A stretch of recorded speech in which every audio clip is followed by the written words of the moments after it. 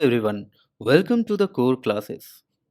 Today is 3rd December 2023 और हम देखने जा रहे हैं करंट अफेयर्स के कुछ टॉपिक जो हमारे एग्जामिनेशन यूपीएससी और some state public service commissions के लिए बहुत ही इंपॉर्टेंट ये टॉपिक हो जाते हैं। So without wasting the time let's come to the first topic. पहला टॉपिक है हमारा स्टे ऑर्डर। आप सब में से बहुत कम लोग स्टे ऑर्डर के बारे में शायद जानते हों या नहीं भी जानते हों। तो स्टे ऑर्डर ये क्या होता है? स्टे ऑर्डर एक एक्ट है जो कोर्ट प्रोवाइड करता है टू टेम्पोरली स्टॉप और postpone any judicial proceeding through the court और illegal authority in India to secure the rights of a citizen. चलो एक एग्जांपल देता हूँ तुम्हें। सपोज कि कोई ए है, ठीक है, A and someone is B. A और बी के बीच में इस लैंड के टुकड़े को लेकर के कोई केस था और उसमें बी जो है जीत जाता है। बी जैसे ही जीत जाता है तो वो यहाँ पर कब्जा करने के लिए आता है, लेकिन एट द सेम टाइम ए की एक सिस्टर है एस और वो तुरंत जाकर के कोर्ट में कहती है कि नहीं, ये ज़मीन में मेरे पिताजी का भी हिस्सा था, ए ने इसे बेचा या नहीं बेचा, क्या केस था उनका, बी के हिस्से में जाने से पहले ये तय होना चाहिए कि ये ज़मीन में मेरा कितना अधिकार है और मैं इससे पहले गेन करना चाहती हूँ, दैट मीन्स मेरा अधिकार है। ये ए की सिस्टर जाकर कह रही है कि ज़मीन तो पिताजी का था, उसने बी से क्या किया नहीं किया, कैसे वो ज़मीन बी के पास जा रहा है मुझे नहीं पता, मेरा राइट है। ये सिस्टर कह रही है कोर्ट में। तो कोर्ट इसे स्टे ऑर्डर देगा और कोर्ट जैसे ही इसे स्टे ऑर्डर देता है तो बी फिर अपना कब्जा इस ज़मीन पर नहीं कर पाएगा। हालाँकि बी को कोर्ट ने ही कहा है कि जाओ तुम उस ज़मीन पर कब्जा करो, लेकिन अगर एस ने आकर इसी सेम ज़मीन के लिए स्टे ऑर्डर ले लिया कोर्ट से, तो फिर बी इस ज़मीन पर कब्जा नहीं कर पाएगा। अगर बी इस ज़मीन पर कब्जा करेगा जबरन, तो फिर उसके लिए अलग पीनल एक्शन उसके अगेंस्ट लिया जाएगा। आई होप जो सिविल केस में स्टे ऑर्डर होता है आपको समझ में आ गया होगा। उसी तरह से क्रिमिनल केस भी होता है। सपोज कि किसी व्यक्ति को डेथ डेथ सेंटेंस सुना दिया गया है, किसी भी व्यक्ति को डेथ सेंटेंस सुना दिया गया है और वो व्यक्ति अब उसे डेथ का जो सेंटेंस यानी कि डेथ का सजा अब उसे दिया जाने वाला है, फांसी उसे दिए जाने वाली है और 2 दिन के अंदर फांसी होने वाली है उसे। तो उसी समय कोई एक नया सबूत उसे मिल जाता है। तो सबूत उसे मिलेगा तो वो डायरेक्ट केस तो पुराना नहीं खुलेगा, लेकिन उस सबूत के आधार पर वो अगर ये साबित कर देता है कोर्ट में कि फैसला उसके फ़ेवर में आ सकता है, तो सबसे पहले वो कोर्ट से स्टे लेगा और कोर्ट से जैसे ही वो स्टे लेता है, तो उसकी फांसी की जो प्रक्रिया है, वो रुक जाएगी। फिर केस आगे बढ़ेगा और बहुत कुछ होगा। आई होप स्टे का जो मीनिंग होता है मैंने आपको समझा दिया है। So till a stay order is in effect the operation of the courts proceeding is made stand still. जो भी ऑपरेशन कोर्ट का पहले से चल रहा था उसे स्टैंड स्टिल कर दिया जाता है, दैट मीन्स वो वहीं रुक जाएगा, उसमें आगे कोई भी इम्प्रूवमेंट उसमें आगे नहीं होगा। And the party who seek it can cause the operation of the other party to cease. और जिसने भी स्टे लिया है, जैसे कि इस ए के सिस्टर ने स्टे ले लिया था, तो वो बी को कह सकती है कि अब तुम इस ज़मीन पर मत आओ। तो मैंने वही लिखा है यहाँ पर कि दूसरे पार्टी से वो चाहेगी कि वो अपना काम अब रोक दे। In the case of any development that may require it, a जज may decide to issue a stay order without even formally prompting the other party or even a request being made to them in this regard। Court चाहेगी, अगर court को लगेगा कि नहीं sister का यहाँ पर स्टेक है, संपत्ति ये पिता का था, ये फादर का संपत्ति था, ए ने बी से मॉर्गेज करके ये संपत्ति कुछ लोन लिया ए ने, बी ने अगर ये नहीं देखा कि उसकी कोई सिस्टर का भी इसमें राइट है या नहीं है और बी ने वैसा कर लिया है, तो फिर ये तो बी की गलती है। तो कोर्ट वहाँ पर डायरेक्ट सिस्टर को स्टे देगा कि ठीक है आपका हिस्सा है इसमें, तो मैं आपको स्टे देता हूँ और बी का काम अब रुक जाएगा, बी कब्जा नहीं करेगा। अब फैसला होगा कि सिस्टर का इसमें कितना हिस्सा है, कहाँ से है, सिस्टर किधर से लेगी और कितना फिर बी के हिस्से जाएगा, ये अब कोर्ट बाद में तय करेगा। फिलहाल तो बी को अब स्टे लग गया, बी अब कब्जा नहीं कर सकता है। तो इसमें बी से कोर्ट किसी भी तरह से पूछने या इसको रजामंदी करने के लिए कोर्ट नहीं जाएगा। ये किसी तरह का मैनेजमेंट नहीं हो रहा है, ये किसी तरह का आपस में समझौता नहीं हो रहा है। यहाँ कोर्ट फ्री है स्टे देने के लिए एस को, बी से कोई मतलब नहीं है। That is written here and there are two types of stay orders, stay of proceedings and stay of execution. देखो स्टे ऑफ प्रोसीजिंग है कि अगर कोर्ट के द्वारा ढेर सारा अगर कहीं पर प्रोसीजिंग चल रहा है, उसमें से एक या दो प्रोसीजिंग में ब्रेक लग जाएगा। अगर कोर्ट किसी व्यक्ति के खिलाफ या किसी भी इंस्टीट्यूशन के खिलाफ ढेर सारा एक्शन चला रहा है, ढेर सारा उसके ऊपर प्रोसीजर चल रहा है, तो कोई एक या दो प्रोसीजर के खिलाफ वहाँ पर स्टे लग जाएगा। और स्टे ऑफ एग्जीक्यूशन का मतलब है कि पूरा का पूरा केस ही स्टे लग जाएगा, पूरा केस पर ही 6 महीने के लिए बैन लग जाएगा, नहीं होगा कुछ भी कोर्ट की तरफ से। तो स्टे दो तरह का होता है, प्रोसीजिंग का स्टे या फिर एग्जीक्यूशन का स्टे। अब 2018 में क्या हुआ था, 2018 मार्च 28 को जजमेंट एक आया था सुप्रीम कोर्ट का। उसमें ये कहा गया था कि कोई भी व्यक्ति अगर स्टे लेता है तो मार्च 2028 मार्च 28 2018 से ये होगा कि वो स्टे की वैलिडिटी सिर्फ 6 मंथ रहेगी। 6 मंथ के बाद फिर उसमें या तो कोर्ट फैसला करे या फिर जो सपोज, जैसे फिर से हम अपने वो एग्जाम्पल पर चलते हैं कि एस ने अगर स्टे ले लिया है तो 6 मंथ के अंदर उसे फिर से स्टे लेना होगा या फिर कोर्ट के अंदर फिर से फैसला करवा ही लेना होगा कि यहाँ पर क्या होता है, डिस्प्यूट में एस का कितना हिस्सा बनता है। अगर सिर्फ स्टे लेकर के इसका काम रोक दिया है, एस ने बी का काम अगर रोक दिया है, तो बी 6 मंथ पूरा होते ही फिर से यहाँ पर धावा बोल सकता है, कब्जा कर सकता है। ठीक है, तो कोर्ट का जो भी स्टे है वो 6 मंथ में सीज कर जाएगा। तो this was the judgment passed in 2018 March 28। Okay, तो अभी क्या इसमें, अभी न्यूज में क्यों है, हमारा ये टॉपिक क्यों है, बिकॉज सुप्रीम कोर्ट ने कहा है कि ये अपने ये जो 2018 का जजमेंट है on the expiry period of stay orders to expedite trial proceedings, Supreme Court ने एग्री किया है कि हाँ मैं इसे रिव्यू करूँगा, इसे एक बार रिव्यू करूँगा, क्योंकि 6 महीने का टाइम बहुत कम होता है। अगर एस ने अपना कोई स्टे लिया है तो 6 महीने के अंदर तो इसे कोर्ट यहाँ पर फैसला नहीं सुना के दे रहा है कि ये ज़मीन किसका हो गया। 6 महीने तो इसमें यूं ही पार हो जाएंगे कोर्ट के प्रोसीजिंग में ही। तो 6 महीने के अंदर फिर से ये धावा बोल देगा या फिर से इसे स्टे लेना होगा। तो सुप्रीम कोर्ट से ऐसा कहा गया था कि इसको एक बार रिव्यू कीजिए। तो सुप्रीम कोर्ट ने इसे रिव्यू करने के लिए अपनी रजामंदी जाहिर कर दी है। तो यही टॉपिक था। उम्मीद है आपको ये टॉपिक समझ में आ गया होगा। तो come to the next topic, Clearing Corporation of India Limited, CCIL। Students, इस टॉपिक में हम बहुत कुछ नया जानेंगे जो अक्सर न्यूज़पेपर में नहीं आता है। बिल्कुल नए नए टॉपिक्स हम इसमें देखेंगे। रिजर्व बैंक ऑफ इंडिया और बैंक ऑफ इंग्लैंड ने आपस में एक MOU साइन किया है for cooperation and exchange of information in relation to the Clearing Corporation of India Limited, CCIL। CCIL के रिलेशन में कुछ इन्फॉर्मेशन के एक्सचेंज और कोऑपरेशन के लिए दोनों ने साइन किया है। पहले देखो CCIL होता क्या है। CCIL की स्थापना हुई थी 2001 में। ये एक गवर्नमेंट बॉडी है। लिमिटेड वर्ड लगा हुआ है तो समझ में आ ही गया होगा कि ये एक गवर्नमेंट बॉडी है या गवर्नमेंट कंपनी भी आप समझ सकते हैं इसे। To provide guaranteed clearing and settlement functions for transactions in money, GSEX, foreign exchange and derivative markets. सीधा ये समझ लो कि जो बाहर के फॉरेनर हैं या फिर NRI हैं या फिर जो इंडियन रेजिडेंट जो बाहर में रहते हैं, वो जब इंडिया के साथ मनी में या GSEC या फॉरेन एक्सचेंज या डेरिवेटिव मार्केट में अपना कुछ ट्रांजेक्शन करते हैं, दैट इज़ वेरी रिस्की। और वहाँ पर कुछ गारंटेड एक बॉडी होना चाहिए जो सब कुछ ठीक से ट्रांजेक्शन कर पाए। तो इसके लिए गवर्नमेंट बॉडी है CCIL, which also provides non-guaranteed settlement for rupee interest rate derivatives and cross currency transaction through the CLS bank. हम देखेंगे अभी CLS बैंक क्या होता है। तो CLS बैंक के जरिए ही ये CCIL अपना काम करता है। और इसके प्रमोटर्स कौन है? State Bank of India, IDBI bank and various bank which is listed hair.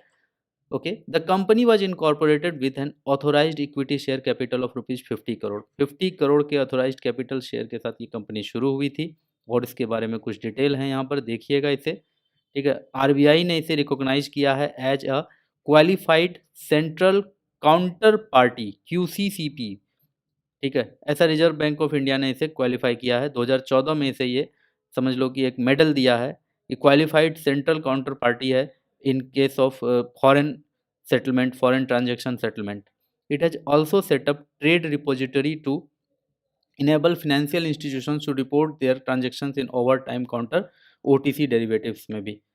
Through it's fully owned subsidiary, आप सबने अक्सर नाम सुना होगा CDSL का, clear Corp dealing systems limited. अक्सर एटीएम के ऊपर आपको CDSL देखने को मिलता होगा। Has introduced various platforms for the electronic execution of deals in various market segments. Further CDSL has developed, CDSL ने एक और चीज़ डेवलप किया है, NDSOM, the RBI owned anonymous electronic trading system for dealing in GSEX and also for reporting OTC deals as well as the NDS call platform। तो ये सारी चीज़ें RBI चाहे CCIL के जरिए हो चाहे CDSL, जो कि CCIL का ही एक ओन सब्सिडियरी है, CCIL का एक सब्सिडियरी है CDSL, और CDSL का एक सिस्टम है अपना NDS होम। ये सबके जरिए आरबीआई अपना पूरा नज़र रखता है किसी भी तरह का ट्रांजैक्शन पर, और उससे रिलेटेड जो भी कमी होती है, कहीं पर किसी भी तरह का कोई दिक्कत होता है तो उसको कंप्लीट करता है और सारे ट्रांजैक्शन स्विफ्टली चलते रहते हैं। अब CLS के बारे में बात कर लेते हैं, जो अभी तुरंत मैंने कहा था कि CLS बैंक। तो CLS क्या है? Continuous linked settlement. देखो फॉरेन मार्केट में बहुत सारे लोग कुछ ना कुछ कहीं पर कोई करेंसी खरीदते रहते हैं, कोई करेंसी बेचते रहता है, तो ये सब चलता रहता है। और वहाँ पर देखो क्या है कि जो भी करेंसी खरीद रहा है, बेच रहा है, तो वहाँ रिस्क बहुत ज़्यादा रहता है।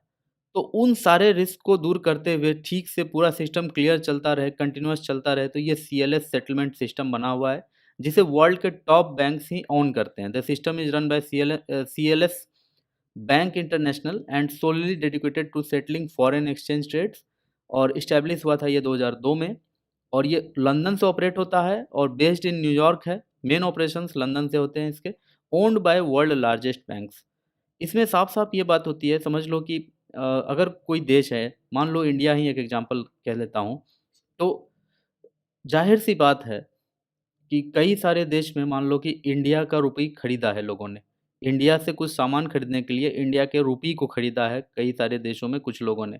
तो इंडिया जो है फॉरेन मार्केट में जाएगा, तो वो बोलेगा कि रुपया जितने देशों ने खरीदा है उसके बदले मुझे डॉलर दो। तो फिर ये जो ये CLS सिस्टम है, ये क्लियरिंग सिस्टम बोलेगा नहीं, हम आपको अभी डॉलर नहीं देंगे। पहले मार्केट में जितना रुपया बिका है, उस रुपया के बदले आप डॉलर दे दीजिए, ठीक है? तो आपको रुपया के बदले का डॉलर आपको मिल जाएगा।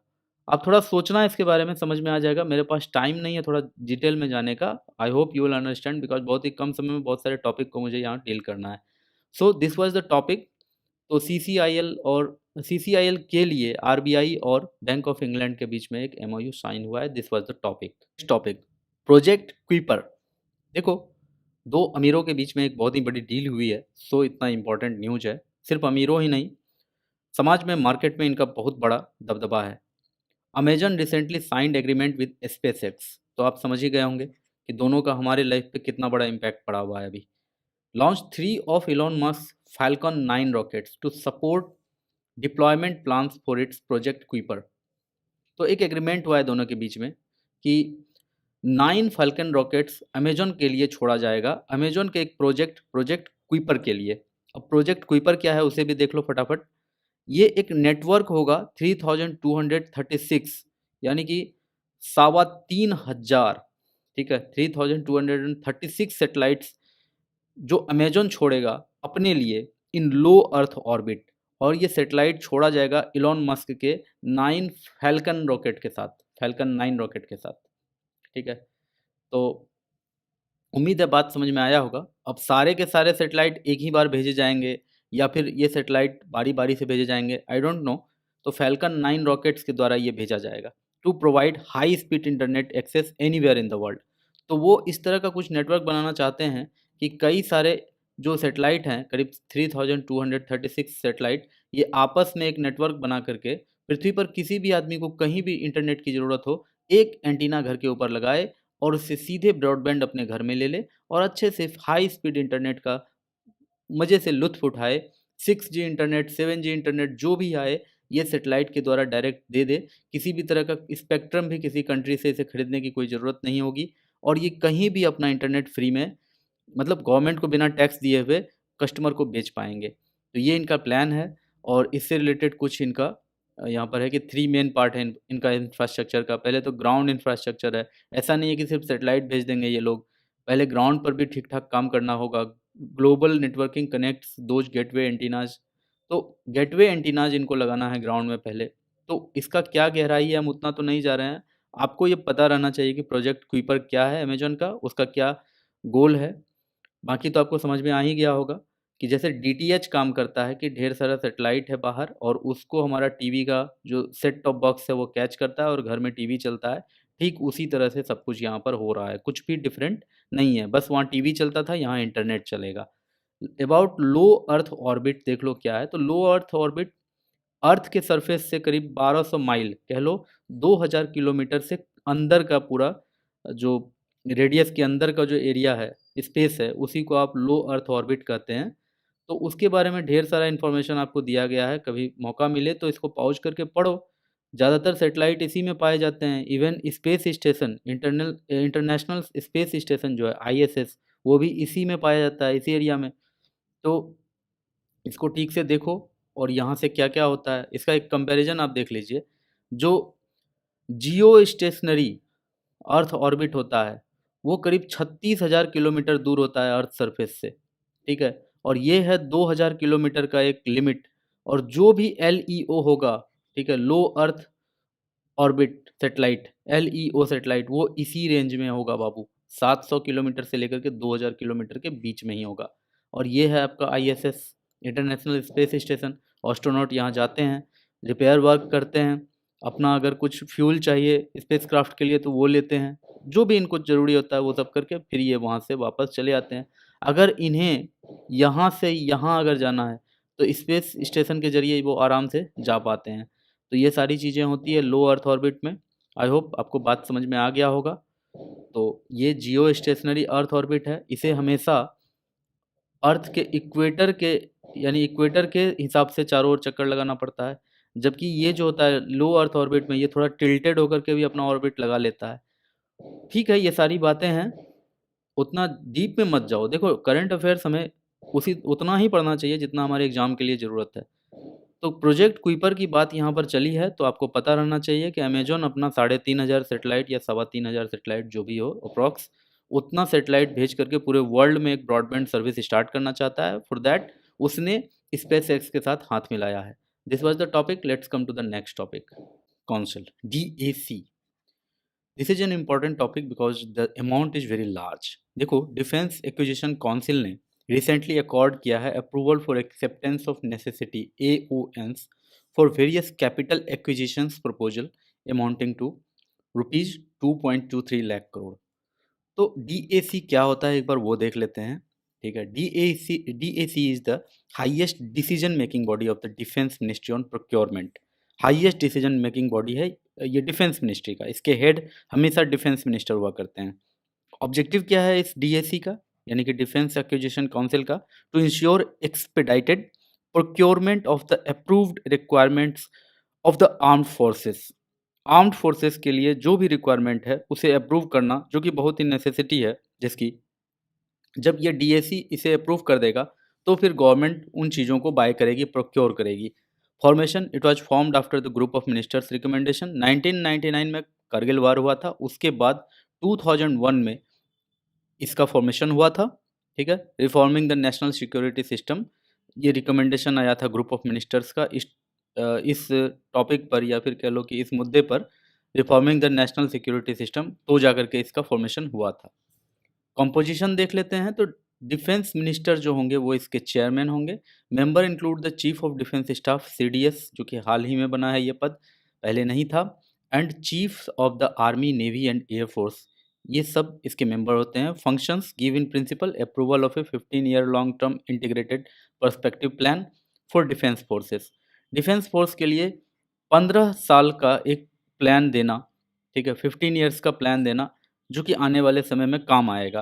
क्योंकि वार का जो सिनेरियो है वो हमेशा चेंज होते रहता है। आज बंदूक से लड़ा जा रहा है, कल टैंक से लड़ा जाएगा, परसों परसों जेट से लड़ा जाएगा, और फिर एक टाइम आएगा कि रोबोट से लड़ा जाएगा। तो इस DAC का काम है कि 15 ईयर्स में हम लोग बने रहें, सस्टेन करें, वार में हमेशा सुपेरियर रहें। उन चीज़ों को सोचकर क्या क्या प्रोक्योर करना है उस पर अपना ध्यान लगाए, ये काम है इस DAC का। Accord of acceptance of necessity to acquisition proposals. Categorization by the acquisition proposals relating to buy and make and make. 3 तरह का प्रोक्योरमेंट होता है यहाँ पर, 3 तरह का प्रपोज़ल होता है कि आर्मी कोई भी चीज़ एक्वायर कैसे करेगी, या तो खरीद कर, या फिर कुछ खरीद कर उसमें कुछ साथ में बनाकर, या फिर सिर्फ बनाकर। Look into issues relating to single vendor clearance, take decisions regarding offset provisions in respect of acquisition proposals above rupees 300 crore, take decision regarding the transfer of technology under the buy and make category of acquisition proposals. तो ये सारा काम देखना DAC का काम है, और this was the topic. इसके बाद चलिए नागार्जुन सागर डैम को देख लेते हैं। सबसे पहले तो देखो, एक बार मैप में हम इसे देखेंगे, पहले देख लेते हैं कि मुद्दा क्या है। Andhra Pradesh recently took control of the half of the Nagarjuna Sagar dam. Andhra Pradesh ने यूनिलैटरली नागार्जुन सागर डैम का आधा कंट्रोल अपने ले लिया है, खुद ले लिया है, which is built on the Krishna river, जिसने तेलंगाना के साथ एक डिस्प्यूट फिर से स्पार्क कर दिया है। पहले ही तेलंगाना और आंध्र प्रदेश में इस डैम को लेकर के या कृष्णा रिवर को लेकर के बहुत सारा डिस्प्यूट है, और उसमें आंध्र प्रदेश की सरकार ने क्या किया है, तो डैम पर आधा कंट्रोल कर लिया है। तो देखने वाली बात होगी। सबसे पहले जान लेते हैं कि नागार्जुन सागर डैम है कहाँ। तो built between Nalgonda district of Telangana and the Guntur district of Andhra Pradesh. It is built across the river Krishna. It is the largest and highest masonry dam in the world. World में सबसे बड़ा और सबसे ऊंचा मैसनरी डैम है। मैसन का मतलब तो आपको पता होगा, मैसन उस मजदूर को कहा जाता है जो ईंटें, गिट्टी, पत्थर, ठीक है, सीमेंट, बालू, इन सब चीज़ों का काम करते हैं, उसे मैसन कहा जाता है। तो मैसनरी का मतलब भी समझ में आ गया होगा कि जहाँ पर क्ले, ब्रिक्स, स्टोन, सीमेंट वगैरह यूज करके जो डैम बना हो, वैसा डैम। तो वर्ल्ड का सबसे ऊंचा और सबसे बड़ा डैम है ये। The dam is 150 metre tall and 1.6 kilometre long. तो इतना इंपॉर्टेंट हो जाता है ये। चलो इसे मैप में भी एक बार देख लेते हैं। तो ये देखो, यहाँ है नागार्जुन डैम। जूम करता हूँ इसे, दिख तो रहा होगा कि तेलंगाना का बॉर्डर और आंध्र प्रदेश का बॉर्डर यहाँ से होके पास कर रहा है। ये बॉर्डर तो दिख ही रहा होगा आपको। चलिए जूम करते हैं और क्लियर होगा। तो ये देख लो, यहाँ ये जो डैम है बहुत ही अच्छा खासा वाटर को यहाँ रोके हुए है, ठीक है, और ये डैम यहाँ बन रहा है। ये है डैम, और इस डैम का 50% कंट्रोल अब आंध्र प्रदेश ने ले लिया। इस बात से तेलंगाना को काफ़ी तकलीफ है। तेलंगाना और आंध्र प्रदेश का बॉर्डर इसी रिवर के लॉन्ग है, लेकिन कहीं कहीं आंध्र प्रदेश का अपना एक हायर स्टेक है, ठीक है। तो ये हमें इसी तरह देख रहा है। ये जो डॉटेड लाइन है, इसके नॉर्थ में इस तरफ तेलंगाना है और इसके साउथ में आंध्र प्रदेश है। तो इस तरह से दोनों के बीच में एक डिस्प्यूट अब बढ़ता ही जा रहा है। आंध्र प्रदेश ने ऐसा करके इस डिस्प्यूट को और ज़्यादा तेज कर दिया। अब देखते हैं होगा कि आगे क्या क्या इसमें डेवलपमेंट होता है। फिलहाल हमारा जो टॉपिक है उसको देखते हैं। तो नागार्जुन सागर डैम का नाम नागार्जुन कैसे पड़ा है, तो ये हाल ही में, सॉरी पास ही में, एक हिलॉक एंड आइलैंड है जिसका नाम नागार्जुन कोंड है। उनके नाम पर इस डैम का नाम नागार्जुन सागर डैम पड़ा है। Where an ancient Buddhist monk once lived. कभी किसी ज़माने में एक प्राचीन बुद्धिस्ट जो थे, बौद्ध भिक्षु थे, वो यहाँ रहे थे। It is also one of the earliest projects built in post independence India for irrigation and hydro electricity generation. तो इसका निर्माण पोस्ट इंडिपेंडेंस इंडिया में हुआ है, इरिगेशन और हाइड्रो इलेक्ट्रिसिटी जनरेशन के पर्पज से। Construction of the dam commenced in 1956 and was completed by 1967। तो 11 साल लगे हैं इसे बनने में। 1956 से 1967 में ये कंप्लीट हुआ है, और आज़ादी के बाद के बहुत बड़े बड़े प्रोजेक्ट्स में से ये प्रोजेक्ट को भी माना जाता है। यानी कि आज़ादी के बाद जो भारत की सफलताओं का अगर अध्याय लिखा जाता है तो उसमें ये भी एक बहुत ही इंपॉर्टेंट अध्याय माना जाता है। Dam supports the national grid and its electric power and provides irrigation water to 5 districts including Khamman district, Nalgonda district, Guntur district, Paraskasam district and Krishna district. As per the provisions of the Andhra Pradesh Reorganization Act 2014, Nagarjuna Sagar Dam is controlled by and supervised by Telangana, ठीक है। तो Andhra Pradesh reorganisation act 2014 में लाया गया था, जिसके बाद आंध्र प्रदेश और तेलंगाना का फिर से ऑर्गेनाइजेशन हुआ था। तो उसमें नागार्जुन सागर डैम को का जो कंट्रोल और सुपरविजन और कंट्रोल है, वो तेलंगाना को प्रोवाइड किया गया था। अब आइए बात करते हैं पीजो इलेक्ट्रिसिटी का। Piezo electricity is what generates the spark inside stove lighter. तो देखो, जो स्टोव लाइटर होता है जिसमें कि समझ लो 2 स्टोन टकराता है और वहाँ चिंगारी निकलती है और हमारा जो गैस का जो स्टोव होता है वो जल उठता है, which is quite curious for the one who is observing it. अक्सर उन लोगों को बहुत ज़्यादा इसमें दिलचस्पी होती है जो इन्हें देखते हैं। जैसे गैस लाइटर की ही बात करें अगर, तो यहाँ नोजल है, इसमें गैस भरा हुआ है, पीजो इलेक्ट्रिक एलिमेंट यहाँ है, बटन यहाँ है। तो पीजो इलेक्ट्रिक आखिर होता क्या है कि इससे स्पार्क पैदा हो जाता है या इलेक्ट्रिसिटी पैदा हो जाता है। तो पीजो इलेक्ट्रिक वर्ड जो है, it originates from the Greek word piezein meaning to squeeze, ठीक है, and electron for amber, a material known for association with static electricity, ठीक है। तो समझ में आना चाहिए आपको कि पीजन का मतलब होता है कि कोई चीज़ को स्क्यूज करना, दबा देना। और इलेक्ट्रॉन का जो रिलेशन है वो तो इलेक्ट्रिसिटी से है ही। इलेक्ट्रॉन का ऐसे शाब्दिक अर्थ एम्बर होता है, a material known for its association with static electricity. Piezo electricity is a remarkable phenomenon where by some materials including quartz, quartz जो घड़ी में होता है, quartz, ceramics such as lead, zirconate, titanate, PZT, and even certain biological substance like bone and tendons can generate an electric charge in response to mechanical stress। ऐसा कहा जाता है या ऐसा ऑब्जर्व किया गया है कि there are some element like quartz, ceramics such as PZT and biological substance like bone and tendons, इनको जब जोर से दबाया जाए तो इनका मॉलिक्यूलर स्ट्रक्चर में कुछ चेंज होने के कारण ये इलेक्ट्रिसिटी जनरेट करते हैं और वो स्पार्क के फॉर्म में करते हैं। And we use that spark for our lighter, okay. तो उसी स्पार्क से फिर लाइटर का गैस जल उठता है। तो ये सारी बातें हैं। The property is a result of their unusual crystal structure, ठीक है। जब स्क्वीज किया जाता है तो उसका जो क्रिस्टल स्ट्रक्चर है वो अनयूजुअल हो जाता है, जैसा होता है उससे डिफरेंट हो जाता है, जिसके कारण उसमें कुछ जो मॉलिक्यूल्स होते हैं, the charges on atoms in the molecules, ठीक है, मॉलिक्यूल्स के जो एटम हैं उनके जो चार्ज हैं that make them up are symmetric on two sides of an axis. When some stress is applied the molecules become distorted and the asymmetry of charges gives rise to a small electric current, ठीक है।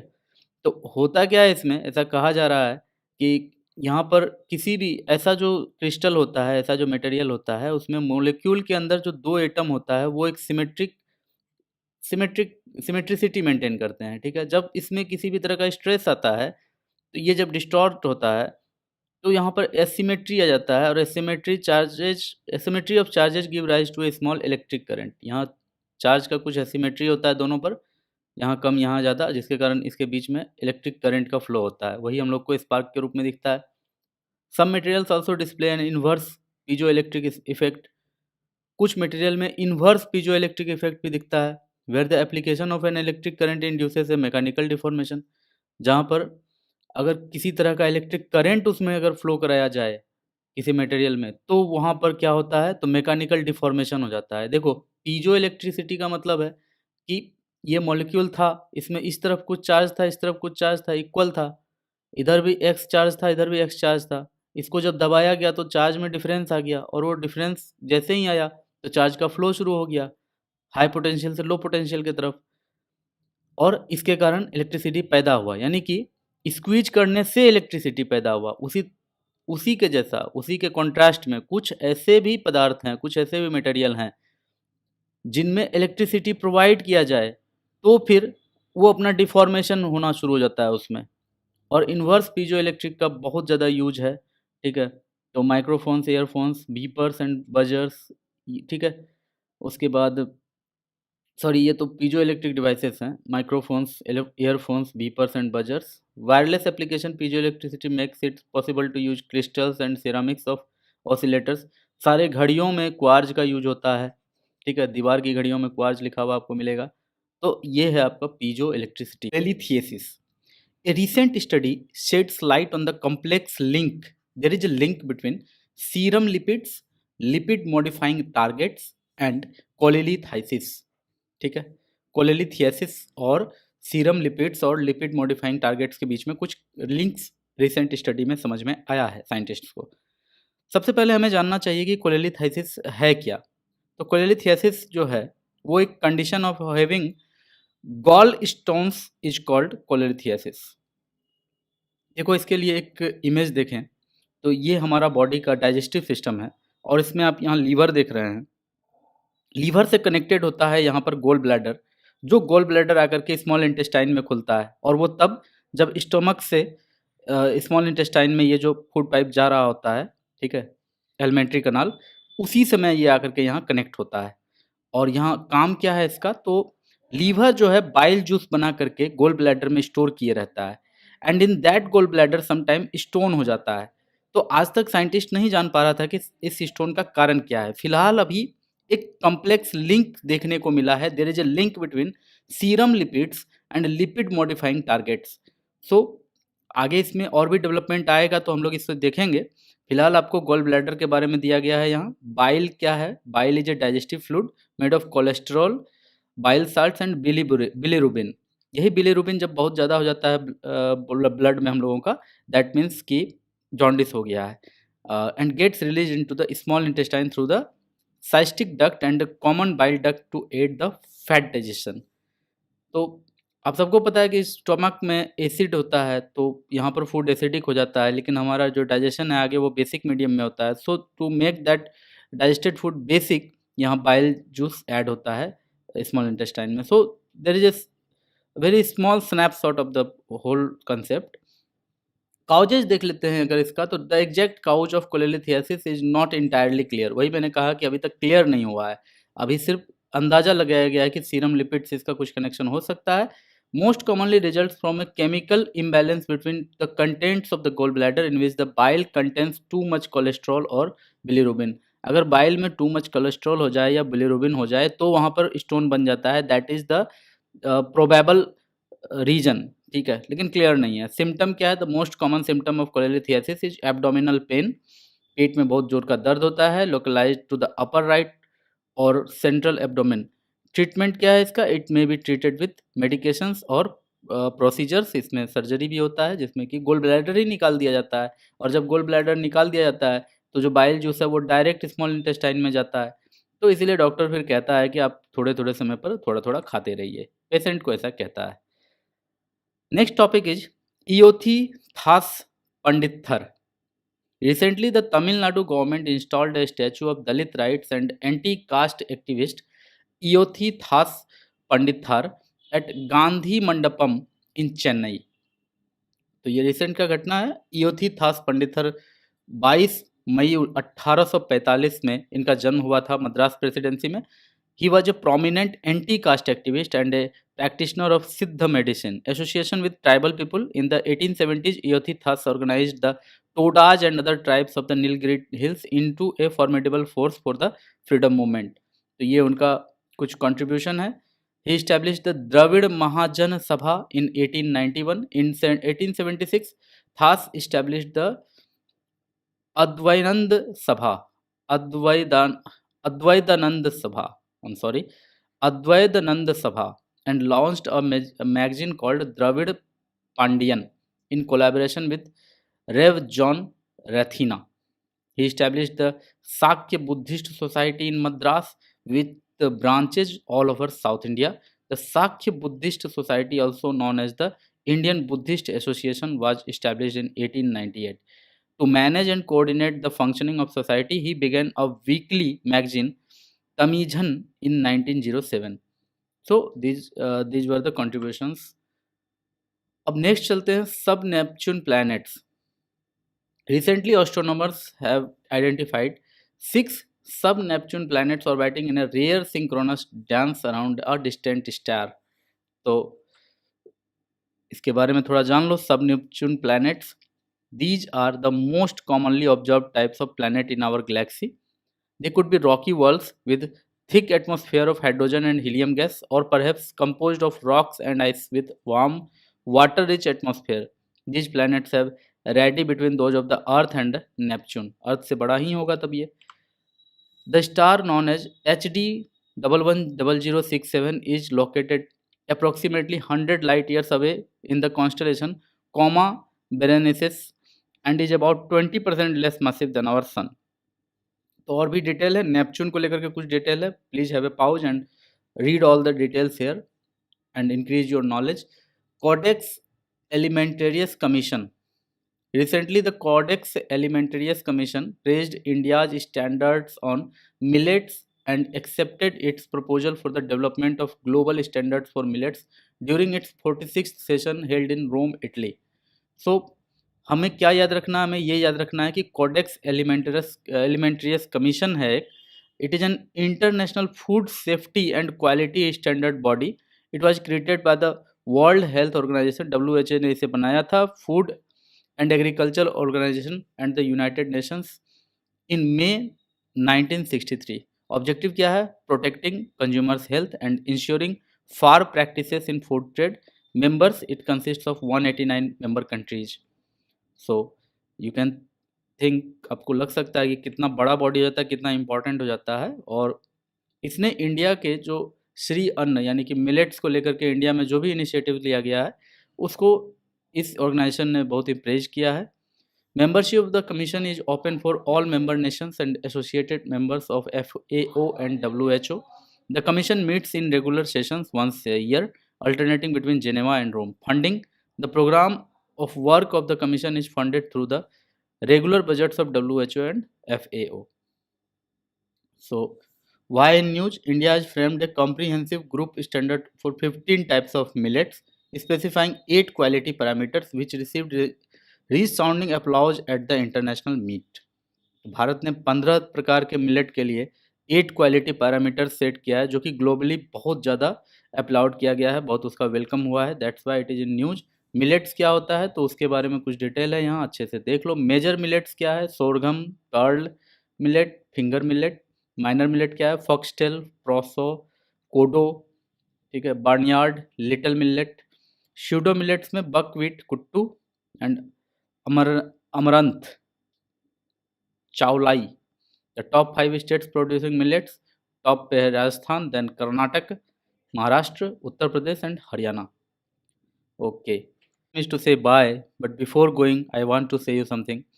Friends, आपका like, comment या share कुछ भी मुझे बहुत ज़्यादा encourage करता है. मैं एक्सप्लेन नहीं कर सकता वर्ड्स में that how much energy it provides for me. So please give your contribution for me. See you in the next session. Goodbye.